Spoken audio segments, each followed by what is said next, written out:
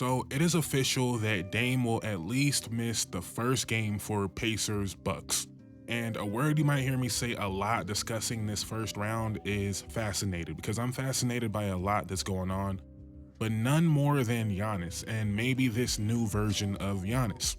Because now with no Chris Middleton, no Drew, no Dame, we're going to see Giannis play a style of basketball that maybe is the way to build around Giannis going forward. I'm not sure.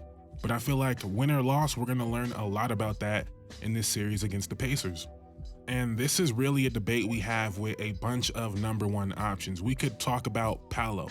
I'm someone that has been kind of iffy on the idea of Paolo as this guy that you don't need a lead ball handler next to him. He could run your offense, right? I have no doubt he's a number one scoring option. I have no doubt he can be a number one. But the idea that he was a player that didn't need a point guard, that didn't need someone to set him up, is something that I was not sure of. And now you got Franz, who is a much better playmaker than we could have imagined. So I don't really know. Are they a team that should go get LaMelo this summer? Or are they a team that just needs a steady point guard? I'm not really sure. Even someone like Nikola Jokic, where I think at this point, they need some more creativity in their offense. They need another scorer in their offense. But we've seen Jokic operate in this way. Jamal Murray has enough playmaking, enough shooting. MPJ, we know the Nuggets, right? I don't need to list off their roster, but I think they need an infusion of scoring talent. And now when we look at Giannis and what he's doing, I'm not saying this is the case, but there might be an argument that less might be more. And we might be entering a different part of Giannis's career. Early in his career, you kind of wanted to build around him like he was Shaq. You wanted guys that could create one-on-one, that could shoot, that can get him the ball. Maybe now you want guys that can play defense, shoot, and really hustle around Giannis, who is playmaking at a level that I don't know if anybody's seen coming. And that's what I mean by maybe less is more. Now, these are way opposites of players, but maybe the next great Bucks team looks like the Houston Rockets of James Harden. Maybe it's a bunch of 3-and-D role players that defend at an extremely high level, and Giannis is going to put up 30, 11, and 8 because he's doing that. And before the Giannis fans get mad at me, I understand he's been a very good passer. He's been averaging over 5 assists for almost 10 years at this point. This is not new, his playmaking.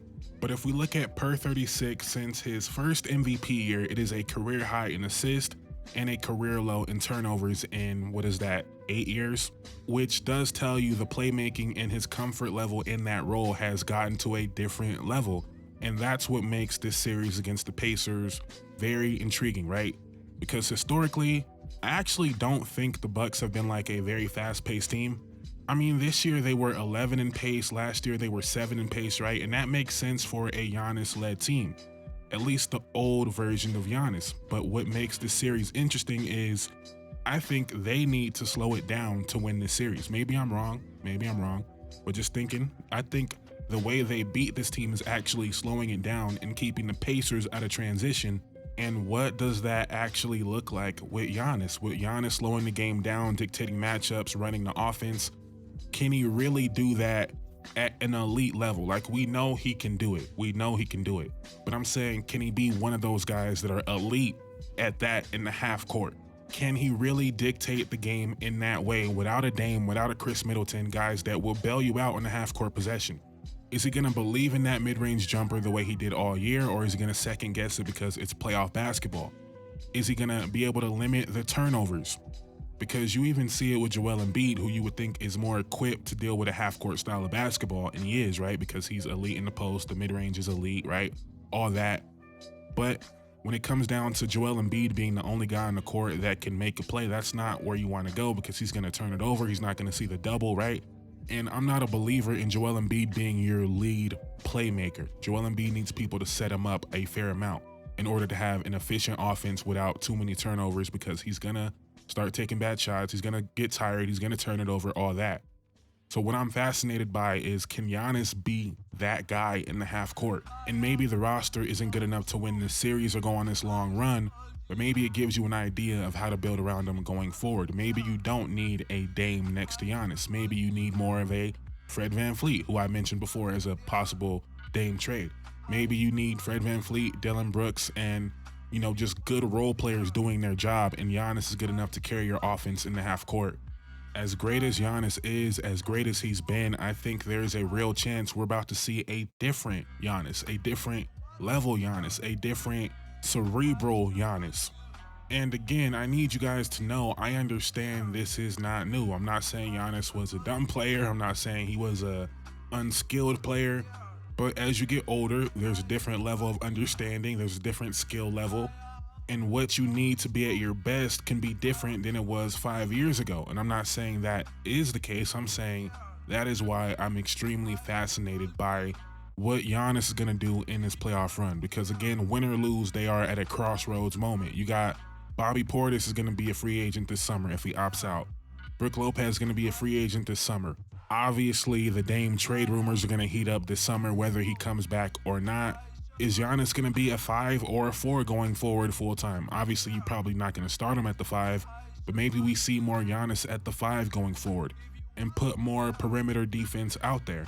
Another reason why it's all fascinating to me is because Giannis also probably has to do some, you know, looking inward here and asking himself, can he be that guy? Can he be the sole offensive engine without a Chris Middleton, without a Dame? Can he and or does he want to be? Because if he wants to be, he might be excited for this new challenge. If he feels like he needs that co-star, he needs that other nuclear offensive weapon next to him, then he's probably going to ask out. He's probably going to ask out. If he tries that role and they get blown out in the playoffs and they don't look like they're close at all and they're getting older and Brook Lopez leaves and Bobby Portis leaves and they have no draft picks, right? Giannis is going to look around and say, yeah, I probably need to get out of here.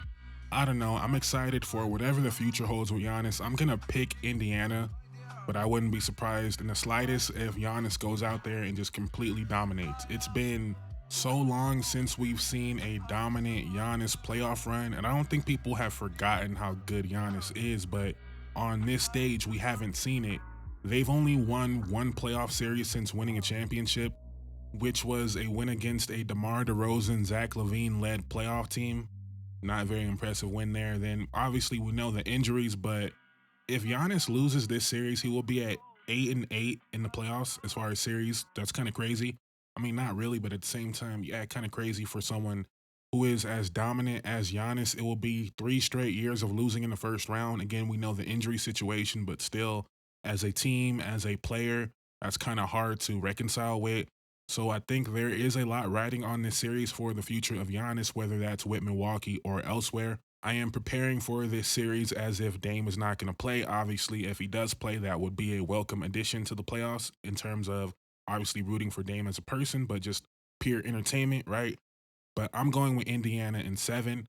Hopefully, whether they lose or not, Giannis gives us an extreme performance. I'm expecting that. Let me know what you guys think in the comments down below. Please like, comment, subscribe. It will mean the world to me. Thank you guys so much for watching. I'm out.